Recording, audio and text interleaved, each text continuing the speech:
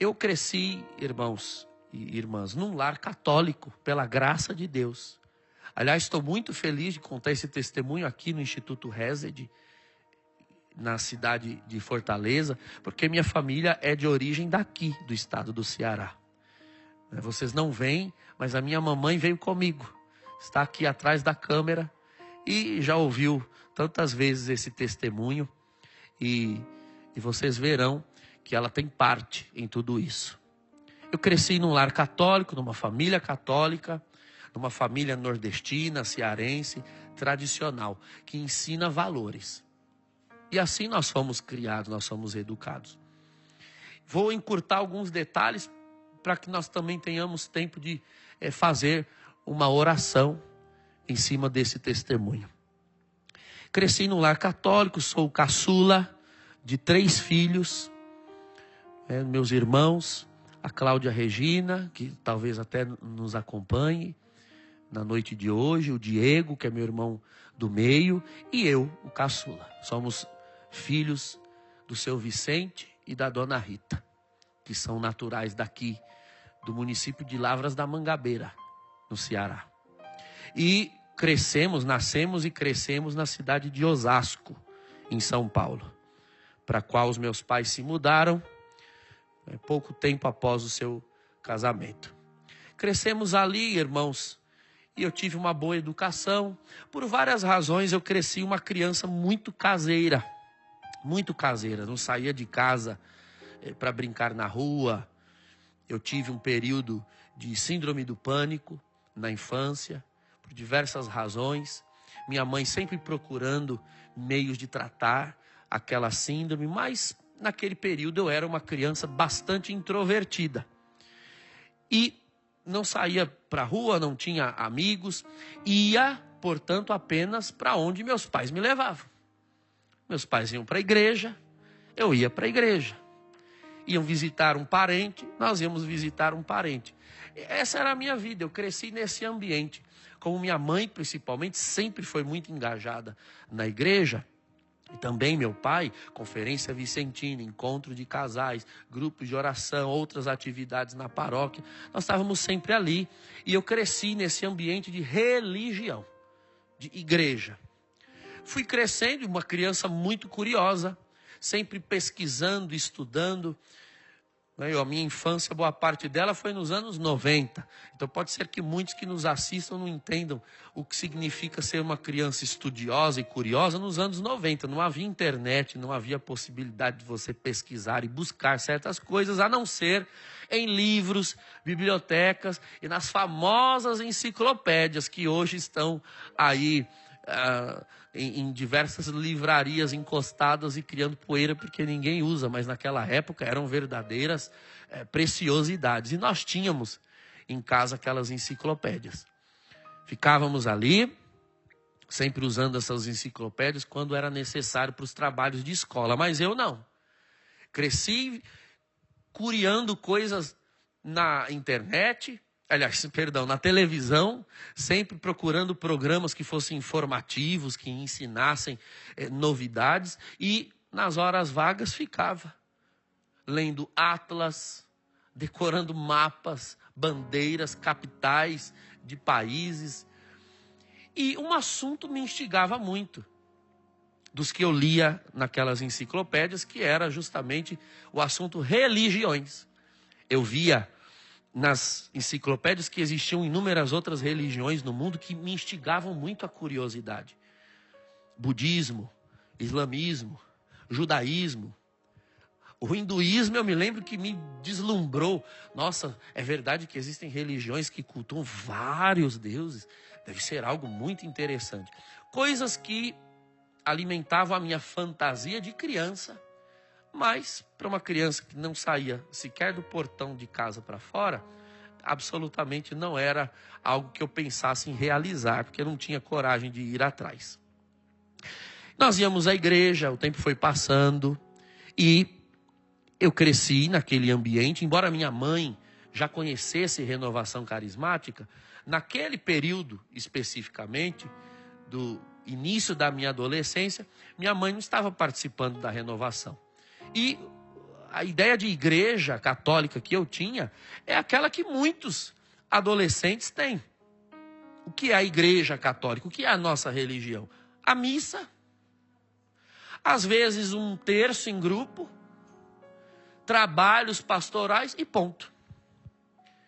Mas num dado momento, já depois de superada a síndrome do pânico, e eu tendo a maior facilidade de fazer amigos, principalmente na escola, e já querendo sair na rua e tendo desejo de ter para onde ir, o que fazer, buscar novidades, irmãos, adolescência, como todo adolescente passa por essa fase de construir a sua própria identidade, de se desligar da realidade que os pais transmitiram. Talvez você que está assistindo saiba exatamente o que é isso. Ter um filho adolescente que entra nos seus questionamentos e às vezes nas suas rebeliões. Eu tinha muito temor de entrar em rebelião com os meus pais. Pela educação que nós recebemos, eu e meus irmãos, sempre fomos assim. Por mais que fizéssemos nossas malcriações, nós tínhamos pavor de fazer algo que desagradasse os nossos pais. Fomos criados assim. Se a mãe dissesse que não era para a gente ir num lugar, não íamos. E se fôssemos, não ficávamos com a consciência tranquila e voltávamos. Não tínhamos coragem de fazer nada fora da mão da nossa mãe, da bênção da nossa mãe. E eu, ao mesmo tempo, comecei a criar a curiosidade, porque era uma pessoa que estudava muito sobre religiões, e fui criado num contexto de religião. Esse era o cenário de fundo, o pano de fundo das minhas vontades. O cenário religioso. Eu dizia, bom, de igreja católica eu já sei tudo que é possível saber. Aliás, eu sabia tanto, lia tanto, estudava tanto as coisas na época de catequese que as crianças me apelidavam de padre. Eu tinha uma raiva lascada de ser chamado de padre. Precisou minha mãe ir um dia na catequese, conversar com as catequistas para falar com as crianças, para pararem de me chamar de padre, porque aquilo me dava um abuso. Mas parecia que era profecia, só eu não sabia. Mas porque eu sempre fui muito dedicado e sempre mergulhei de cabeça em tudo o que tivesse que fazer naquele momento. Se era hora de escola, mergulhava de cabeça. E era um baita de um aluno. Sempre fui. Sempre tirei boas notas, sempre fui primeiro da classe. É hora de catequese, mergulhava de cabeça. Em outras palavras, eu sempre fui muito intenso em tudo aquilo que eu passava a viver. Eu comecei a ter uma curiosidade, um desejo de ter contato com o sobrenatural. Afinal de contas, de tanto ler religião, eu queria ter algum tipo de experiência que fosse sobrenatural mesmo, mística, que aparecesse uma coisa, um vulto, um fantasma, um demônio, um satanás, qualquer coisa que alimentasse aquela minha curiosidade de ver. Mas quem cresceu na igreja com uma educação católica bastante tradicional, apenas indo à missa, em grupos de igreja, na minha cabeça, igreja católica e fenômenos sobrenaturais não eram coisas que conviviam no mesmo espaço.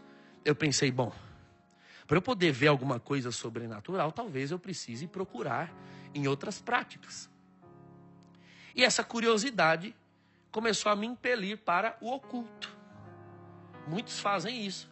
Querem ver o sobrenatural, o espiritual. Aliás, alguns têm medo, pavor. Falam em espírito, alma, aparição, vulto. Tá correndo. Eu já corri, era para cima, que eu queria ver mesmo. Qualquer coisa que fosse. A época que existiam certas brincadeiras que se faziam na escola, do compasso, do copo, da garrafa, do sapato, do lápis. Eu fiz de tudo para ver se aparecia alguma coisa. Tamanha era a minha curiosidade. Eu tinha amigos na escola que eram de várias religiões. E alguns deles me falavam, inclusive, que eram espíritas e que existiam certos fenômenos, certas atividades nas suas religiões. Aquilo me instigou bastante a curiosidade, mas eu dizia a eles, não, eu sou católico, Fiz primeira comunhão, fui batizado, minha família é católica. Jamais que eu vou num lugar desse, por mais que eles convidassem. Mas eu, muito curioso, sempre ouvia quando conversavam a respeito. Diziam onde era, em que lugar ficava. E um dia eu resolvi ir a um lugar desses, sem eles. Fui por conta própria, porque eu não queria dar ao braço a torcer para eles, que eu estava atendendo a um convite que eles sempre faziam para que eu fosse. Mas também não queria deixar de ir, porque a curiosidade era muito grande. E também não disse jamais para minha mãe, porque minha mãe catolicíssima, nós não tínhamos coragem, eu disse agora há pouco, de fazer nada que fosse debaixo da bênção da nossa mãe. Se tem um lugar onde mãe jamais ia me abençoar para ir, era num centro espírita. Então eu tinha que inventar alguma mentira. E claro, eu muito ardiloso, esperto, inteligente, desde criança, sabia usar das situações ao meu favor. Como minha mãe combateu tanto a minha síndrome do pânico durante a infância, quando na adolescência eu queria sair, prontamente mãe autorizava eu sair, porque provavelmente ela tinha pensado em vários momentos da minha infância que eu ficaria a vida inteira preso, trancado dentro de casa, porque eu não tinha coragem de sair.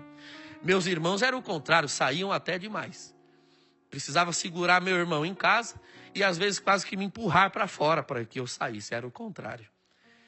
Então minha mãe, feliz porque eu já não tinha mais pânico, medo e desenrolava de sair de casa, deixava, eu inventava alguma desculpa, dizia que ia ver algum amigo, etc. E deixava e eu ia. Primeira vez fui num centro espírita de mesa branca, luz baixa, barulhinho de água no fundo, rezas serenas. Dormi, um tédio, não gostei. Fui uma vez, depois não quis mais.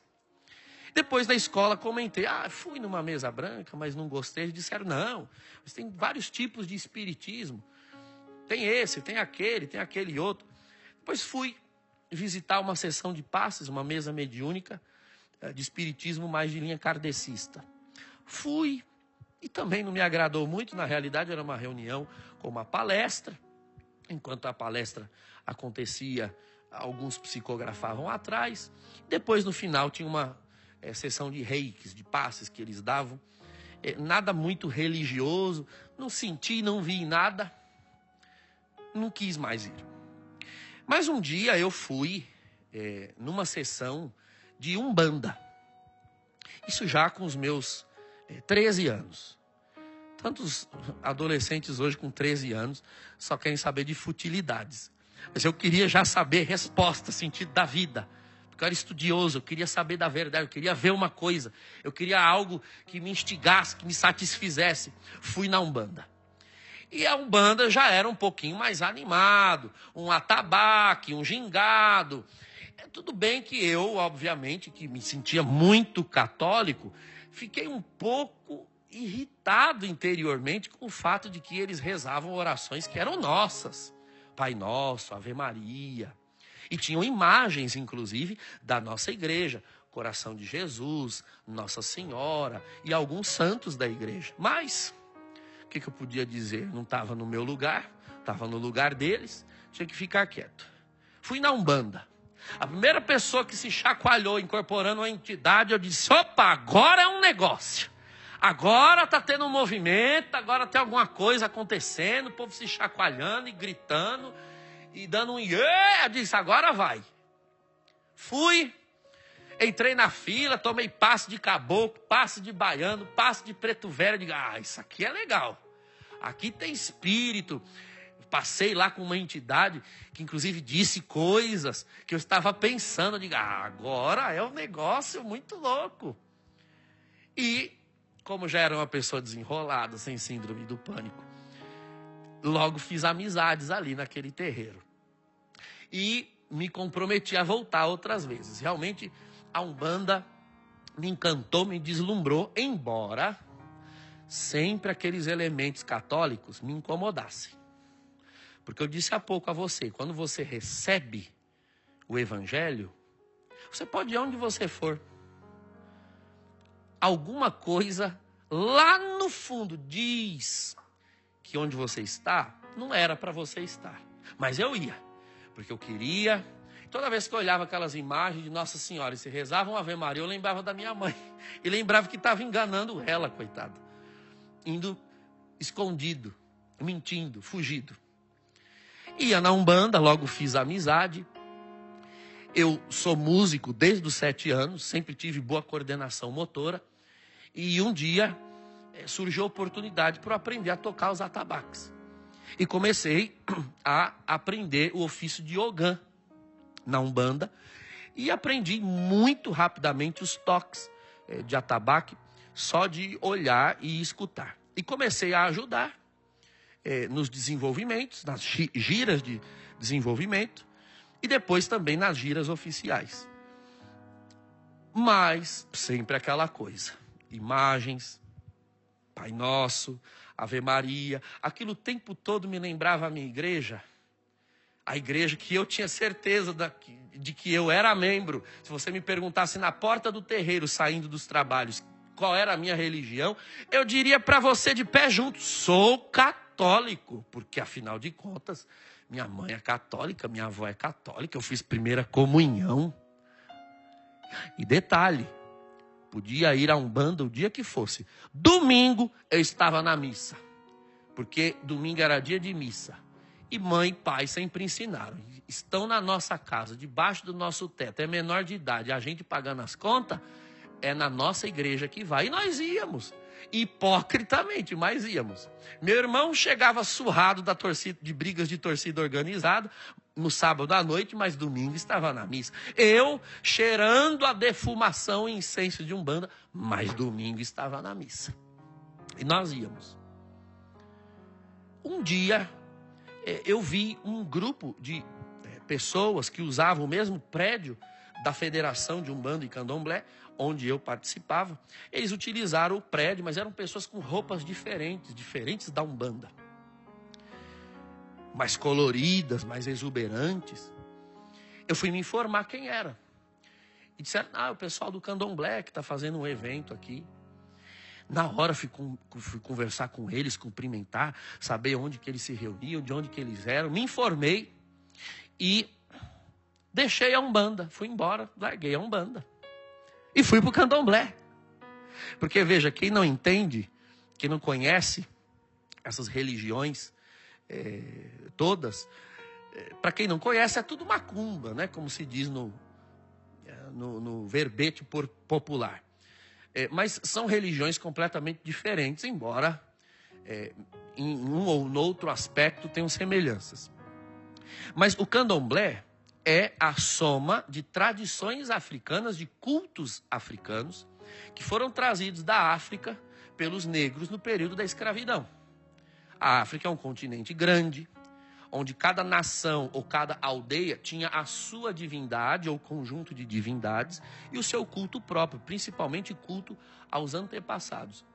Uma vez que esses negros chegaram no Brasil e foram misturados no que é chamado de diáspora africana, esses negros foram misturados nas senzalas, acabaram ali que negociando uns com os outros a religião que cada um trouxe da sua tribo, da sua nação, e compilaram os seus cultos numa espécie de panteão, numa lista de deuses, como era, por exemplo, na Grécia Antiga, no Império Romano, nos povos vikings, nas tribos pré-colombianas aqui do continente americano, enfim, uma religião natural que presta culto às forças da natureza. É a isso que eles dão o nome de orixás. Essas divindades, ao menos no candomblé que eu frequentava, não eram entendidas como espíritos, almas de pessoas que já viveram aqui. Não, eram forças, divindades da natureza. E no candomblé, justamente porque é um culto africano, o candomblé puro, original, não tem esse chamado sincretismo, ou seja, mistura com elementos católicos, que surgiu num período da história do Brasil em que os negros não podiam cultuar aquelas suas divindades, então as disfarçavam com as imagens e as devoções católicas, para esconder os seus orixás. E de tantas gerações fazendo isso, continuaram fazendo isso anos a fio, porque já haviam se esquecido das razões pelas quais os seus antepassados no Brasil fizeram isso. Bom, o candomblé não tem esse sincretismo, não havia mistura, não havia orações católicas, não havia santos ou imagens católicas, era uma religião africana pura, inclusive os cultos e as cantigas, as músicas, nem cantadas em português não eram todas em língua iorubá, vinda da África. Eu disse, bom, é aqui mesmo que eu vou ficar. E me encontrei ali. Já sabia tocar atabaque, no candomblé os toques eram bem mais numerosos e complexos, e por isso eram mais desafiadores, e eu adorava um desafio, aquilo me instigou. Fui aprender os toques para me tornar Ogã Alabê no candomblé também, a convite da Yalorixá da casa, que eu comecei a frequentar. E ali sim, mesmo indo às missas, e mesmo fazendo tudo isso escondido dos meus pais, ali eu frequentei durante quase 3 anos da minha adolescência. E como eu disse a vocês há pouco, sempre fui muito intenso em tudo o que eu me dedicava. Eu ousaria dizer que eu, em 3 anos de candomblé, aprendi, pratiquei algo que uma pessoa que não tenha o mesmo instinto, a mesma sede que eu tinha, levaria anos para aprender. Eu gostava, eu saía por vezes de casa, o terreiro onde eu comecei era muito próximo da nossa casa e próximo à escola onde eu estudava na época do ensino médio, por isso várias vezes eu saía da escola e ia direto para o terreiro para aprender alguma coisa, aprender uma folha, um banho, para bater palma, num eboque, a mãe de santo fosse passar, num bori, enfim, uma série, participar de um orô que ia ter, que orô eram sacrifícios de animais, quando havia festa na casa. E, enfim, o candomblé era aquela religião praticada em família, com um número restrito de pessoas, muito vinculadas entre si. E eu fiquei por ali. Eu gostava do candomblé, no sentido de que era um lugar acolhedor. Eu fiz amigos ali. E conheci pessoas boas, como os documentos da igreja dizem, homens de boa vontade. Pessoas que realmente, embora estejam lá, estivessem ali praticando aquela religião, praticavam aquela religião crendo que estavam fazendo algum bem. E eu continuei ali por um tempo. Vou encurtar mais a história, porque senão não vamos terminar nunca o testemunho. Mas o fato é que a minha curiosidade sempre foi me levando nos lugares e às práticas, vocês perceberam. Um dia, conversando com um amigo da escola, que era evangélico, pentecostal, ele começou a me dizer, na minha igreja aconteceu isso, e falaram uma língua estranha. Na minha igreja aconteceu isso no culto, e foi revelado isso ou aquilo. Eu disse, não. Eu sou católico. Vocês viram como eu era católico, né? Eu sou católico, vou à igreja. Esse crente está me dizendo que acontecem essas coisas na igreja dele. Isso eu não admito. Eu não admito que um crente diga que tem na igreja dele uma coisa que não tem na minha. Bom, e fui atrás um dia de perguntar para quem? Para minha mãe. Referência de igreja que a gente tem é a nossa mãe. Mãe, na nossa igreja tem essas coisas assim, que fala a língua estranha e que adivinha a vida dos outros? Bom, minha mãe conhecia já a renovação e disse, tem aqui na paróquia, tem o grupo de oração. Eu disse, grupo de oração? Mas é o nome disso mesmo, na renovação carismática. Grupo de oração da renovação carismática. Eu disse, tá, porque quando eu ia na missa, e a gente ouvia às vezes algum aviso de alguma coisa que o grupo de oração ia fazer, esse nome não ajuda muito, porque um moleque, um jovem, um adolescente vai na igreja e ouve falar em grupo de oração, o que é que ele acha que é? Um bando de véia rezando terça. Então, se tinha um lugar onde jamais eu pensaria em ir, era no grupo de oração. Gente, estou falando da cabeça de um adolescente, pelo amor de Deus, que às vezes eu já fiz essa piada, e as senhoras que rezam o terço se sentiram ofendidas. Estou falando da cabeça de um adolescente ignorante, que não entende o que são os grupos. Das senhoras, não é? Que rezam o terço, mas naquele momento Eu disse, ah, tá, então eu não sabia que grupo de oração era isso. Eu vou lá, porque, afinal de contas, se tem alguma coisa de sobrenatural, meu Deus, eu fui atrás disso na macumba, por que eu não vou atrás disso na igreja, já que disseram que tem?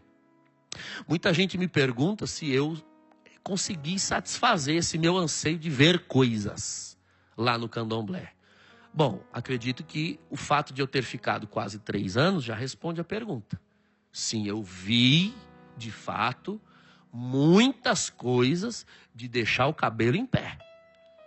Manifestações sobrenaturais, espirituais, cujas origens hoje nós sabemos quais são. Mas naquele momento me satisfazia imensamente.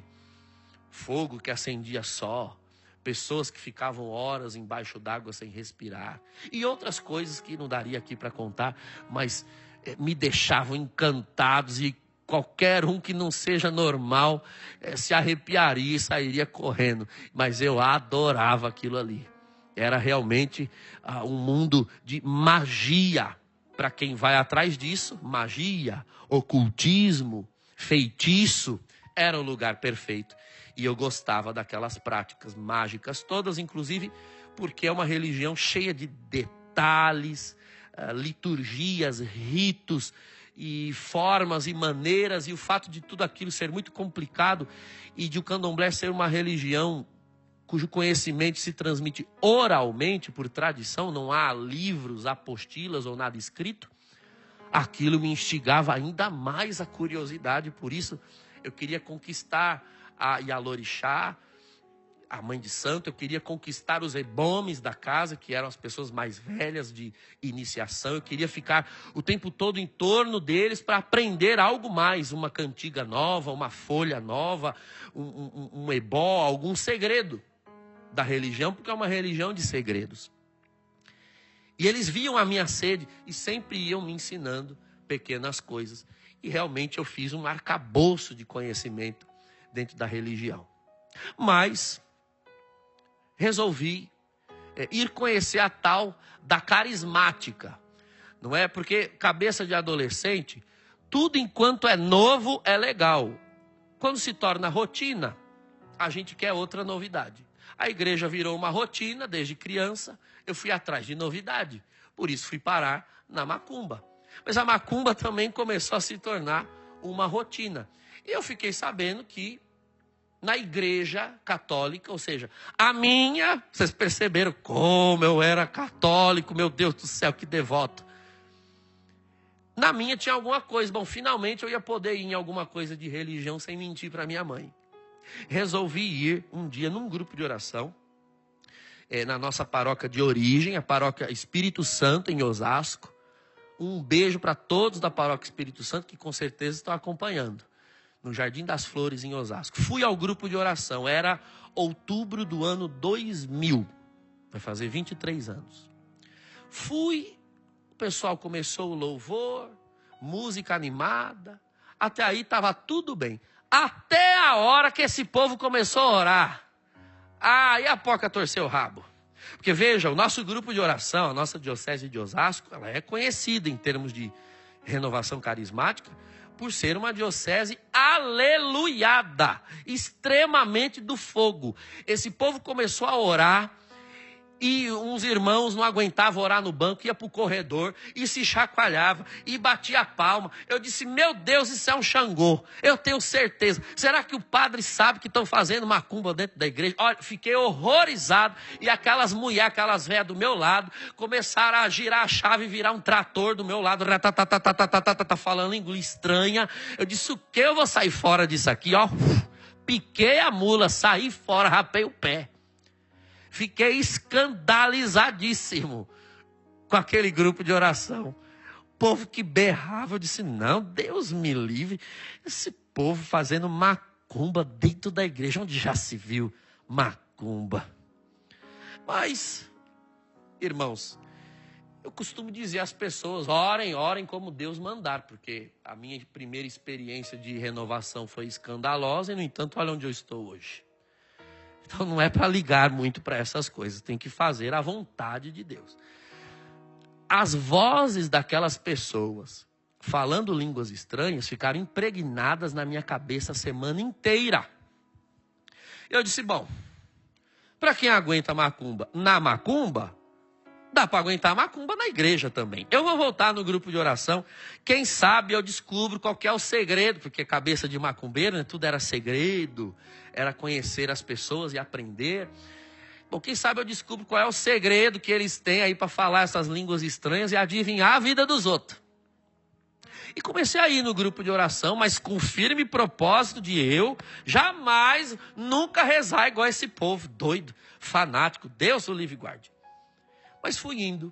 Outubro, novembro, dezembro. Em janeiro, eles começaram a anunciar no grupo de oração um evento que ia acontecer ali na nossa região, que ia unir todos os grupos de oração da região pastoral ali da nossa diocese, a região Santo Antônio, que é onde fica situada a minha paróquia de origem, onde meus pais moram ainda hoje. Eles disseram, irmãos, nós teremos um retiro de carnaval nos dias 12, 13 e 14 de fevereiro. Será aqui no ginásio tal, de horário tal a horário tal. Pensei comigo, bom, 12, 13 e 14, domingo, segunda e terça de carnaval, só tem terreiro na quarta, dá para eu ir. Vou na macumba católica, depois vou na macumba de verdade.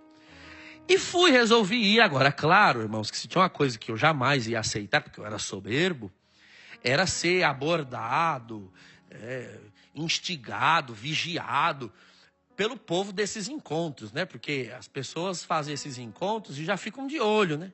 No jeito que os outros estão vestidos, se participam do louvor, se oram ou se não oram, já para ver quem é convertido e quem não é. Eu não era besta, já sabia me disfarçar no meio dos carismáticos, é para ninguém pensar que eu não era carismático. Então já comprei uma camisetona de alguma coisa de igreja bem grande, que carismático é tudo assim. Uma Nossa Senhora gigante na camiseta, uma Terezinha gigante, um coração de Jesus gigante, alguma coisa de devoção. Comprei um coração de Jesus imenso. Uma cruz, de preferência aquelas que foi uma árvore inteira para fazer. Uma madeira enorme. Comprei a cruz. Um terço preto e uma Bíblia marrom. Pronto, minha fantasia de carnaval carismática estava pronta e eu fui para o retiro. Fui para o retiro e sabia exatamente como me comportar ali como carismático, para todos os efeitos. Eu era um carismático formado com mestrado e doutorado. Fui para o alto da arquibancada, o povo levantava a mão. O povo fazia passinho, eu fazia passinho. Eu não sabia a letra das músicas, eu repetia a última sílaba. Espírito, tu encha a minha vida, dá, e ia atrás. De vez em quando tinha alguma do Marcelo Rossi, que já estava gravado no CD, a gente sabia de cor, porque a mãe escutava em casa. E ali, irmãos, no domingo, esse era um retiro aberto, feito num ginásio. Esses retiros abertos, a renovação sempre convida uma equipe de fora, não é, para poder ministrar tanto a música quanto as orações e pregações. E no dia seguinte vem uma outra equipe que não estava no dia anterior e assim fazem essa escala. No domingo, uma senhorinha baixinha, do cabelo branco, pegou o microfone antes da pregação da manhã, começaram a orar. E ela foi proclamando coisas. Eu achava um barato aquilo dos carismáticos, adivinhar a vida dos outros. E ela foi dizendo, olha, o Senhor me mostra isso, o Senhor me mostra aquilo. E de repente ela disse, o Senhor me mostra que no nosso meio aqui tem um jovem. Jovem, você frequenta terreiros de candomblé. O Senhor está falando para você renunciar, porque Ele tem uma obra na sua vida. E eu na arquibancada, fantasiado de carismático. Meu Deus, tem misericórdia desse jovem. Liberta ele. Amém, amém, amém. Que eu não sabia falar a língua, eu ficava amém, amém, amém, amém. Imagina, gente, que era eu. Vocês já perceberam que eu era católico. Não era eu. Pensei comigo. Mas aí, o encontro no domingo acabou. Fui para casa, voltei na segunda-feira. Já não era a senhorinha do cabelo branco. Aquela equipe já não veio na segunda. Veio um outro povo de outro lugar, aí já era um negão. 4x4, enorme o negão com a voz grossa. Aí começou a fazer oração, xarabarabarabara, e revelar a vida dos outros. Tem uma pessoa aqui assim, tem uma pessoa aqui assado. E o Senhor me mostra que aqui no nosso meio tem um jovem, você tem frequentado terreiros de macumba, de candomblé. O Senhor está falando para você renunciar, que Ele tem uma grande obra na sua vida. Eu estava lá na arquibancada e pensei, meu Deus, o Senhor não libertou esse jovem ainda. Tem misericórdia, ele voltou hoje. Bom, imagina que era eu, gente. Se você me perguntasse na porta do retiro que religião que era a minha, eu era católico, tomava hóstia, fiz primeira comunhão. Não é assim, mãe? Você pensa que o seu filho, né, você levou para a primeira comunhão, ele é católico. Não é, não. Você pode transmitir o conteúdo da fé, mas você não infunde Jesus Cristo na alma de ninguém. Isso só o Espírito Santo pode fazer. Terminou aquele encontro na segunda-feira. Tem outras partes no retiro, vou ter que resumir, porque nós não temos tempo. Mas na terça-feira de carnaval, finalmente o feriado, o dia mais cheio, o calor da febre do rato em São Paulo, aquele calor de rachar mamona na cabeça, a gente se abanando, de terça de carnaval, feriado, todo mundo veio, ginásio lotado e começou a oração. Oração, já era outra equipe, que não estava nem no domingo e nem na segunda. Vieram de fora, me lembro bem que inclusive na ocasião, eram missionários da comunidade Canção Nova, que estavam ali. Começaram a oração, o Senhor me mostra isso, o Senhor me mostra aquilo. E o Senhor também me mostra que no nosso meio tem um jovem, que você frequenta terreiros de umbanda, candomblé, macumbaria. E Deus já falou com você nesse encontro 1, 2 vezes. E Ele manda você renunciar, porque Ele tem uma obra na sua vida e tem mais, eu vou acrescentar. Hoje, se você não renunciar, amanhã, no futuro, milhares vão se perder. Hoje você não entende isso, mas um dia você entenderá. Eu na arquibancada estava e pensei comigo, pode ser que esse jovem seja eu. Talvez. Agora, vamos pensar comigo. Aí terminou a oração. Eu sentei na arquibancada. Tem gente que vai nos retiros esperando a revelação, né? Eu fiquei, foi doido de ódio. Mas que espírito fofoqueiro, dedurando minha vida para os outros. Foi a véia, depois o negão, agora esse cara barrigudo. Todo mundo fala adivinhando da minha vida. Aqui tem um jovem, Vamos parar com isso. Renunciar à macumba. Para que eu vou renunciar à macumba? Eu nem lembro, irmãos, qual foi a pregação daquele dia, porque eu não prestei atenção em uma palavra da pregação. Eu passei a pregação inteira olhando para baixo na arquibancada, conversando com Deus aqui, na minha mente. E eu disse o seguinte para Deus, do meu jeito. Vamos parar com esse negócio de ficar dedurando a minha vida para os outros? Porque não tem para que eu deixar o candomblé. Irmãos, eu não tinha razão nenhuma para deixar o candomblé. Eu não estou contando esse testemunho aqui, irmãos, para denegrir a religião de ninguém. Se eu tiver que falar do tempo que eu estive no candomblé, humanamente falando, eu não tenho nada de ruim para descrever.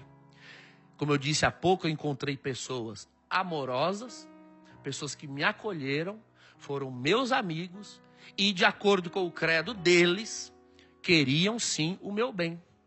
Eu estava envolvido naquela casa, envolvido naquele movimento, e eu não tinha nenhuma motivação para sair de lá. Eu não sofri nenhuma decepção, eu não sofri nenhum tipo de humilhação, ataque, pelo contrário. Eu imaginava que de alguma forma eu ia dar um jeito de me entender com meus pais algum dia, porque eu ia ter que dar um jeito, e quem sabe assumir a religião de candomblé. Eu não tinha humanamente nenhuma motivação para sair. Por isso, eu disse que comecei a argumentar com Deus. Porque a pessoa, quando ela não quer obedecer o Espírito Santo, Ela quer argumentar. Pobre coitado. Você talvez me assiste, vê tudo isso de igreja, e pregação, revelação, oração, e você acha tudo isso piegas, ultrapassado, medieval, e quer argumentar com o Espírito de Deus e com a Igreja Católica. Escuta, a igreja está aqui há 2000 anos, já estava antes de eu e você chegarmos e continuará aqui depois que nós formos embora desse mundo. Ela está de pé. Mas eu queria argumentar com o Espírito e disse, olha, para que deixar o candomblé? Vamos lá, Deus. Truta aqui comigo, meu amigo. Não estou fazendo mal para ninguém. Eu nunca matei, eu nunca roubei. Eu sou um bom aluno. Porque essa é a desculpa que a pessoa dá para ela não se converter, né? Para não mudar de vida. Ela pensa em quê? Ela pensa em um ser humano pior do que ela. No bandido que mata, no bandido que rouba. Claro, em comparação a quem mata e rouba, você sempre está melhor. Como se quem mata e rouba fosse parâmetro de ser humano. É mais fácil olhar para eles e se comparar, não é? Olhar para Jesus dói. Então é melhor, o bandido, ele sim é ruim, eu não. E foi o que eu tentei fazer. Mas eu disse o seguinte para Deus. Bom, se você é o bonzão, né, Deus, Jesus, poderoso, glorioso, Espírito Santo, Espírito isso, Espírito aquilo. Então vamos fazer o seguinte. Você quer mesmo que eu saia do candomblé? Vem e me tira. Porque eu não vou sair. Amém. Pai, Filho, Espírito Santo. Essa foi minha oração, que vocês perceberam, reverente, humilde e respeitosa. Terminou a pregação, uma irmã da organização do retiro pegou o microfone e disse assim, os irmãos que estão na arquibancada, vamos descer aqui para a quadra, porque nós faremos um momento de efusão do Espírito Santo. Eu nunca tinha ouvido essa palavra, mas quando ela falou Espírito, eu desci na hora. Falei assim, vai baixar Espírito, eu vou para a quadra. Fui para a quadra, desci. Tinha ali uns amigos que estavam no entorno, que eu fui fazendo ao longo do retiro. E aí começaram a cantar, vamos pedir o Espírito Santo, Espírito isso, Espírito aquilo. E ele está aqui, e você fecha os seus olhos, porque ele vai te tocar. Eu disse, bom, se o segredo para baixar o tal do Espírito é fechar o olho, eu fecho. Grudei que quase passei super bonder. E começaram a cantar música, finalmente uma que eu conhecia. Lá menor, nunca vou esquecer, essa é a música da minha conversão. Espírito, Espírito, Espírito Santo de Deus, vem controlar todo o meu ser, vem dirigir o meu viver, o meu pensar, o meu falar, o meu sentir, o meu agir. Irmãos, cuidado com o que você canta, porque ele escuta. Eu fui cantando essa música e as pessoas orando em volta. E glória, aleluia, e língua estranha. E a minha perna começou a tremer. Eu disse, agora vai. O que diabo é isso? Eu nasci na igreja, eu tomo hóstia, eu sou católico. Não tem negócio de perna tremer, igreja católica. O que está acontecendo comigo? Para terminar de piorar, a mão que estava levantada já começou um farmizinho. E eu não aguentava mais a mão levantada e uma moleza no corpo e o coração batendo. E comecei a pensar 1000 coisas. Falei, meu Deus, eu sou ogã lá na macumba, eu toco tambor, eu não recebo santo. Vou receber santo aqui no meio do povo da igreja, para o povo ver e depois contar para minha mãe? Eu vou passar vergonha nesse negócio aqui. Eu sei, irmãos, que eu fui resistindo com aquela sensação. Eu não sabia o que estava acontecendo. Quando eu dei fé, quando eu me dei por mim, paf! Eu estava estatelado no chão. Eu só me lembro da sensação do chão nas minhas costas. Eu não me lembro desse espaço entre o estar em pé, o itinerário entre estar em pé e chegar no chão.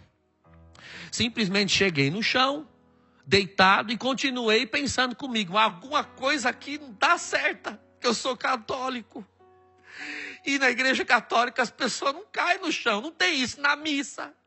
Não tem isso nas coisas. Na paróquia eu nunca vi, irmãos. Eu nunca tinha visto isso. A primeira vez que eu vi esse fenômeno de cair no chão fui eu.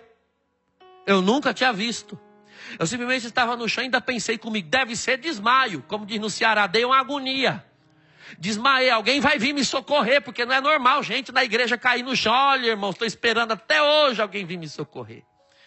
Fiquei estirado ali no chão, esperando se, quem sabe, eu conseguia entender o que estava acontecendo. Pensei que era desmaio, até porque eu nunca tinha desmaiado até aquele momento. E não sabia que quem está desmaiado não pensa que está desmaiado, porque não pensa, está inconsciente. Mas eu estava perfeitamente consciente. E embora sentisse que eu tinha domínio sobre o meu corpo, ao mesmo tempo eu não tinha, era estranho. E aí eu no chão, esperando ver que resultado aquele fenômeno teria. De repente, um vento começou a soprar. Ouvindo, eu percebi que era chuva. Começou a chover em cima do ginásio, no momento em que eu caí no chão. E um vento começou a soprar dentro do ginásio. Mas o que mais de maravilhoso ocorreu não foi o vento e nem a chuva. Eu nunca soube explicar muito bem, do ponto de vista racional, o que aconteceu. Hoje eu sou teólogo e posso encontrar alguns termos técnicos para talvez descrever, mas explicar de uma forma que você entenda o que aconteceu, eu jamais vou saber. Eu estava de olhos fechados, mas é como se eu estivesse com os olhos mais abertos do que eles estão agora. Um homem de branco veio andando na minha direção, barba, olhou para mim. Quando ele olhou para mim, e os olhos dele se encontraram com os meus, é como se alguma coisa me dissesse sem dizer.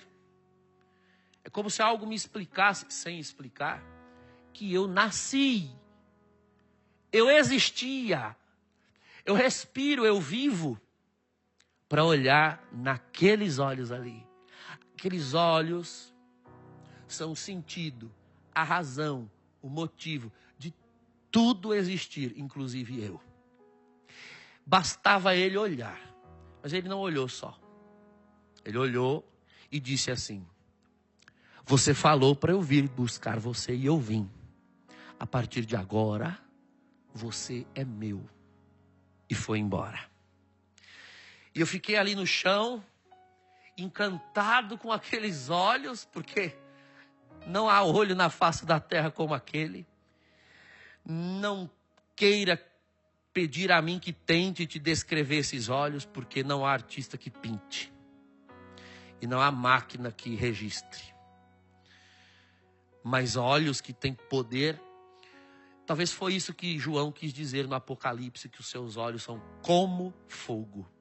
Mas nem fogo é daquele jeito. E eu fiquei ali no chão, esperando que quem sabe ele voltasse. Fiquei provocando, ver se ele vinha. Ei, volta aí, vamos negociar. E ele não vinha.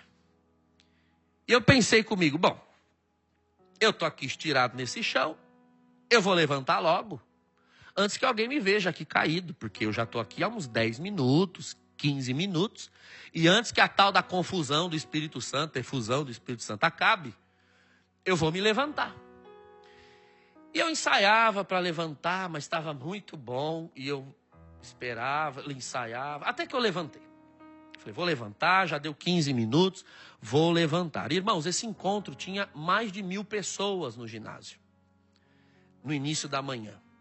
Mas quando eu levantei, eu levantei a cabeça, olhei ao redor, não tinha ninguém no ginásio.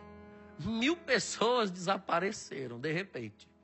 Tinha apenas um amigo meu, que eu havia feito no grupo de oração e me acompanhou no retiro, sentado numa cadeira, do lado do meu corpo, estirado no chão, me velando com o terço na mão.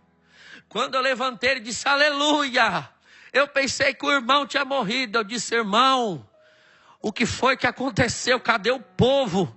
E cadê o homem de branco que eu vi? Pelo amor de Deus, cadê o povo? E ele me ajudou, me sentou na cadeira, porque eu estava bêbado, trêbado, quadrêbado. Eu não tinha condições de ficar em pé. Estava completamente sem força. Ele me sentou na cadeira. Eu disse, cadê o povo? E o homem de branco. Eu falei, calma, uma pergunta de cada vez. Eu disse, cadê o povo? Aí falou, então, o povo foi almoçar. Eu disse, mas ainda de manhã, como é que o povo foi almoçar?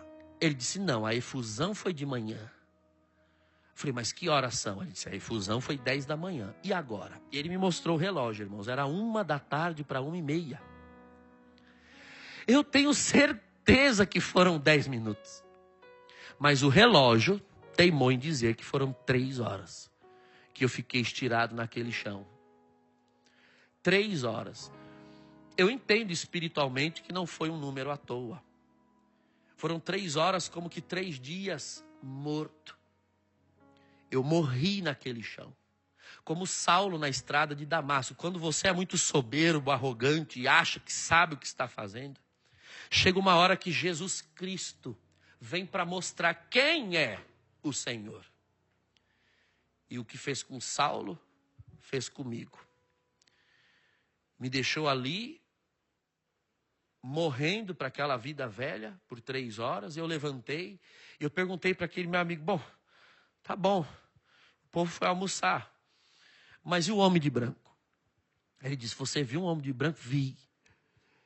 O homem de branco com o olhar. E a lágrima começou a escorrer. Porque eu tinha necessidade de ver de novo aqueles olhos, irmãos. Uma necessidade que não cabe dentro de um ser humano. Eu disse, eu preciso ver o homem de branco. Ele já era um rapaz de mais caminhada e disse, eu também quero ver.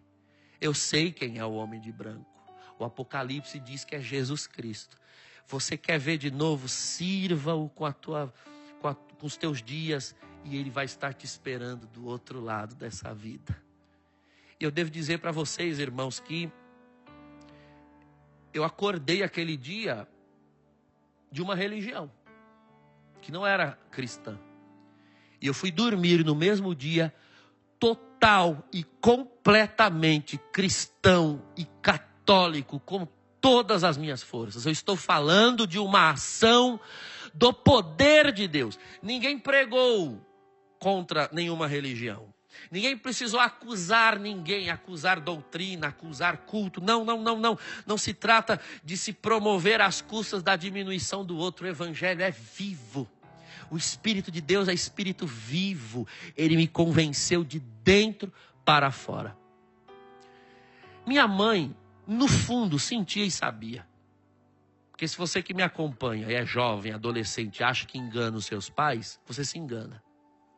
Agora, saiba de uma coisa, você que é mãe ou pai que está me assistindo e enfrenta situações diferentes, situações semelhantes. Mãe nunca disse nada. Mãe nos cuidou no rosário, com o joelho no chão. Mãe está aqui. Vem aqui, mãe. Um pouco. Só para vocês verem, mãe. Eu acho que a câmera vai alcançar. Aqui a minha mãe. Vocês viram? Parece? Olha o tamanho. Eu peço perdão para a senhora pelas vezes que eu menti. Mas eu era moleque. Mãe sabe. A mãe sabe. Mãe resolveu as coisas como ela está aqui agora. Mãe, você vai orar pelo teu filho. E fecha a boca, não faça guerra. Porque tem guerras que você não ganha com a língua. Você pode ganhar em línguas, talvez. Mas não com a tua língua. Não põe a tua mão onde é Deus quem tem que pôr a dele. Oração. Mãe tem calos no joelho e nos ensinou. A avó ensinou a mãe. E a mãe ensinou a nós. Eu simplesmente passei por outras experiências naquele dia, mas nenhuma tão forte como essa. Eu cheguei em casa, fui tomar banho. Abri a gaveta das roupas. Tinha ali algumas contas, colar de contas, né, as guias que a gente usava no terreiro. Eu nem lembrava, eu só pensava no homem de branco, mas quando eu vi aquelas contas, aquilo me deu uma aversão. Eu peguei tudo aquilo, enrolei no abadá, na roupa que nós usávamos no terreiro, e queimei, joguei fora, não quis saber, não quis voltar, nunca mais quis pisar. Eu digo aos meus irmãos, sim, que eu quero que sejam ainda irmãos em Cristo, mas são meus irmãos, homens de boa vontade, que estão ainda nessas religiões. Eu amo vocês, em Cristo Jesus. E Jesus também ama vocês. Vocês são a imagem e semelhança de Deus. Mas não tinha mais espaço para minha alma no candomblé e nem na Umbanda. Eu descobri que mais do que encontrar coisas sobrenaturais, existia assim, na Santa Igreja, um sobrenatural que queria me encontrar. Se eu queria ver alguma coisa, se eu queria experimentar algo, essa encheu a cota para o resto da vida. E eu fui salvo em Cristo Jesus. O batismo que os meus pais me deram não foi à toa. Tinha a hora certa para ir romper. Isso se chama batismo no Espírito Santo. Um dia, o Espírito foi inserido em mim. E esse dia que eu estou contando para vocês foi o dia em que eu fui inserido no Espírito.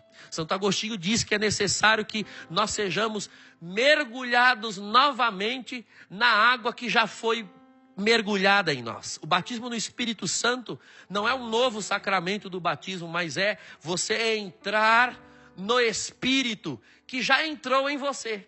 É uma atualização do teu batismo, e por isso se chama batismo no Espírito Santo. Porque é o mesmo batismo de novo acontecendo, não uma vez mais, porque ele não se repete, mas se atualizando. Como na Eucaristia o sacrifício de Cristo se atualiza sem se repetir, assim também o batismo no Espírito Santo é o batismo sendo atualizado, sem se repetir. Mãe, pai, família, peça o batismo no Espírito Santo.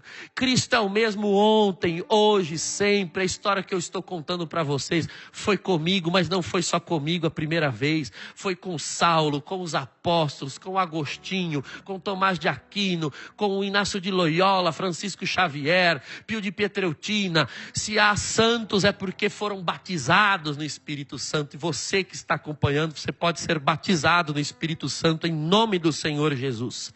Você que está me assistindo e agora o coração bate e a lágrima escorre, uma emoção tomou você durante as minhas palavras, saiba, é o poder do Espírito de Deus que chegou aí onde você está agora mesmo. Ele está aí agora. Ele está agindo agora. Pela fé eu vejo um tumor secando. Pela fé eu vejo um filho sendo transformado. Pela fé eu vejo um demônio se retirando do lar de alguém. Em nome do Senhor Jesus eu vejo, pelo poder do batismo do Espírito Santo, um matrimônio sendo restaurado. Não tenha medo. Se há um ruído, um barulho na tua casa, saiba, anjos de Deus estão trabalhando em teu favor. Aí agora mesmo você pode ser renovado, salvo em Cristo Jesus. Amado Pai, eu peço, atende a oração do teu povo que acompanha.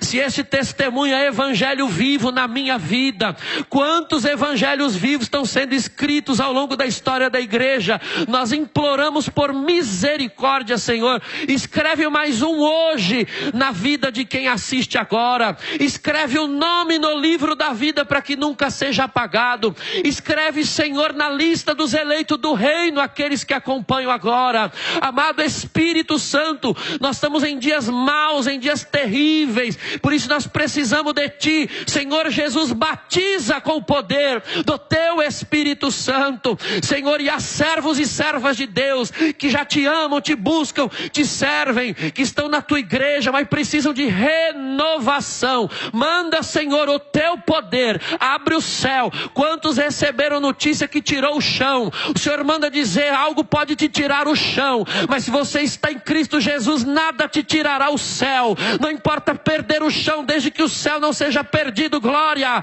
ao Senhor Jesus Cristo. Eu creio que pela oração da igreja e a oração, a comunhão que nós estamos agora, Deus pode fazer uma obra de libertação. Demônio, em nome de Jesus Cristo, pela oração da igreja e a comunhão que nós estamos agora, se retire desta casa, em nome do Senhor Jesus. Todo malefício, maldição, praga, alamança lá, calamassa lá, resquício de ação diabólica, sejam afastados, repelidos, em nome do Senhor Jesus, e que reine a rainha do céu, o coração imaculado da Santíssima Virgem, os anjos da paz, as asas do Altíssimo, envolva o teu lar, tua casa, teu trabalho, tuas empresas, teus empreendimentos, teus sonhos, se realizem no poder de Deus. O Senhor renova o servo de Deus. A irmã estava pensando em abandonar, em deixar, em largar, e você disse: eu não volto mais, eu não coordeno mais, eu não prego mais, eu não lidero mais. Hoje o Senhor te batiza uma vez mais no Espírito Santo e diz: está desautorizada da desistência, recebe fôlego, recebe vida. Se tu não podes andar, eu ando contigo, vem no meu colo agora. Você tem o desejo de receber o dom de novas línguas, você tem o desejo de experimentar os dons de Deus. Aí onde você está agora, o Senhor está enviando o seu poder. Sinta, perceba, ouça, escute, o céu está aberto sobre a nação brasileira e outros países. Você me assiste agora dos Estados Unidos, você está me assistindo da Europa, você está assistindo do Canadá. Você não aguenta mais a frieza espiritual nesse lugar. Saiba, Deus tem fogo para enviar sobre a tua alma hoje.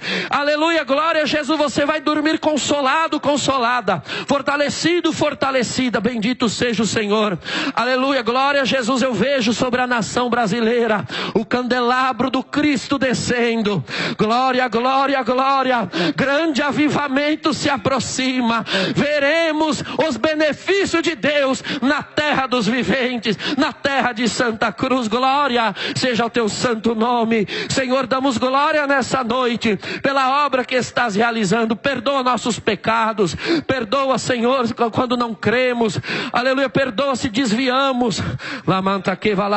Você me assiste e você não era católico, você é de outro credo, de outra religião. Aleluia, se você sente o desejo, Jesus manda dizer: você é bem-vindo de volta na tua casa. A tua mãe te criou aqui. Aleluia, glória, a tua avó te criou aqui. Este é o teu povo, essa é a tua gente, essa é a tua casa. Essa é a tua família na fé. Pode voltar, não tenha vergonha. Deus está de braços abertos para te receber. A Santíssima Virgem Maria ainda tem colo para te dar. Cabe mais um filho, pode chegar. Glória a Jesus Nazareno. Você é uma religiosa, está assistindo agora, é um religioso, está assistindo agora. Você também estava com o espírito de desistir, de largar, de abandonar. Você há muito tempo vinha batendo pela fé no Santíssimo Sacramento, pedindo: meu Deus, eu preciso de algo novo. Eu sei que eu tenho que viver pela fé, atravessar o deserto, mas eu já estou no meu limite. Então hoje o Espírito está falando com você. Recebe esta revelação, é a novidade que eu tenho para te dar. Filho, eu abraço a tua alma, eu renovo teus votos agora. Eu recebo teu corpo, tua pobreza, o teu propósito de obedecer a mim nos teus superiores. Eu te renovo, eu te fortaleço. Tu putaste este hábito para descer a sepultura com ele. Eu tenho um galardão no céu te esperando com teu nome de consagração. Na massa lá, careno, coremando que vai na lama. Bendito correte que andava na canareva na maia. Glória, glória, glória, Senhor. Agradecemos pelo que estás fazendo nessa noite. Que alegria.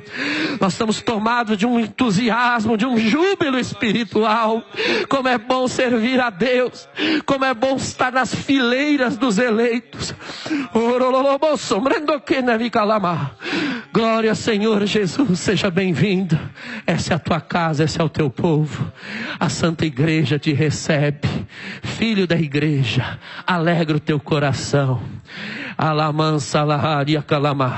Amado Senhor, nós te pedimos, nos guarda nessa noite. Na proteção da Santíssima Virgem, do glorioso São José, dos santos arcanjos e anjos, que esta palavra ministrada nessa noite não se perca, mas que ela continue produzindo fruto de salvação, libertação e vida eterna. Perdoa, Senhor, se as minhas palavras não foram suficientes, e em alguma coisa alguém que nos assiste não entendeu ou não compreendeu. Se faltou em mim, Senhor, o Senhor pode fazer sobrar neles. O que faltou nas minhas palavras, a tua ainda é eterna, poderosa e transcendente para fazer mais do que ousamos esperar e pedir. Abençoa o teu povo, Senhor, livra-os de todo mal. Atende às orações que são elevadas à tua presença, desde o início dessa noite até o presente momento. Muitos vão ter pela primeira vez uma noite de sono tranquila em anos, porque o Espírito está te dando um colo e um regaço de paz. Salamaharai, porque Ele está curando uma doença que se recusa a responder às medicações, mas a Jesus Cristo Ele precisa responder. Tumor, doença, dor, responda agora ao Criador do céu e da terra. Glória ao Todo-Poderoso. Aleluia, Jesus Nazareno. Aviva o teu povo, as nossas paróquias, nossas comunidades, Senhor. Bendito seja o teu nome. Irmão, irmã, que o Senhor te abençoe, te guarde, em nome do Pai e do Filho e do Espírito Santo. Amém. Que os irmãos me perdoem por alguma coisa, se a gente extrapola em alguma palavra, ou não somos comedidos em alguma coisa, mas nós temos paixão de servir a Deus. Eu espero que essa paixão chegue a você também, do outro lado dessa tela, porque o mundo necessita de quem esteja apaixonado. Isso faz 23 anos já que aconteceu, mas para mim é como se tivesse sido ontem, porque se você se esquece do olhar de Cristo, você não sabe mais para onde está caminhando. Saiba que Ele te aguarda, junto comigo, do outro lado dessa vida. Amém. Amém, Jesus. Eu queria chamar, Padre, sua mãezinha mais uma vez aqui. Como é o nome? Rita de Cássia. Ave Maria, com o nome desse. Povo de Deus, o Espírito Santo vem aqui no meio. Dona Rita. Eu encontrei com Dona Rita ali e perguntei: a senhora é parente do padre? Ela disse: eu sou a mãe. E vocês estão todos os dias na minha casa. É membro do Exército de São Miguel, essa guerreira. Eu quero louvar a Deus, porque existem muitas Mônicas. Muitas Mônicas que estão aí nesse cotidiano. É aquelas velhas que o padre falava que está se reunindo lá, rezando o terço. Muitas Mônicas que estão sofrendo a cada dia, confiando no Senhor. Eu louvo muito a Deus por esse testemunho. Olha só, esse sofrimento silencioso. Eu lembro da minha mãe também, quando eu tive meus acidentes, quando eu me afastei, e ela não largava o terço dela. E ela não deixava, e não deixava. Eu queria pedir a você que olhe além. Não olhe só para o momento da espera, da dor, do sofrimento. Olha além. Olha aqui, essa Mônica gerou um Agostinho. Esperou, esperou, esperou, esperou. E gerou um Agostinho. E se Deus disse que se Ele não dissesse o sim, milhares, talvez milhões se perderiam, porque Ele disse o sim, milhares, milhões estão dando o sim também.